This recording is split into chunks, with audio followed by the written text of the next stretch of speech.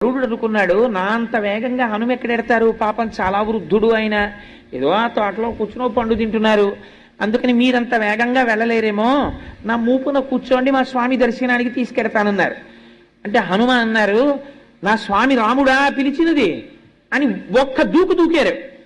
గరుడుడి కన్నా వేగం ఉన్నవాడు ఉంటాడు కదా.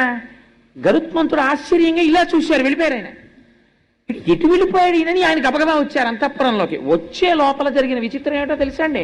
సుదర్శనుడు అడ్డొచ్చాడు. అక్కడ సుదర్శన చక్రం అడ్డొచ్చి, లోపల రాముడు ఉన్నాడు ఏమిటి, కృష్ణుడు ఉన్నాడు, నువ్వెలా పెడతావు, నా అనుగ్రహం లేకుండా, నా అనుమతి లేకుండా వెళ్ళడానికి వీల్లేదన్నాడు. ఈయనెవరు నాకడ్డు రావడానికి అని చటుక్కుని చేత్తో పట్టుకుని నోట్లో పెట్టుకుని మింగేశారు. ఆయన మింగేసి లోపలికి వెళ్ళిపోయారు.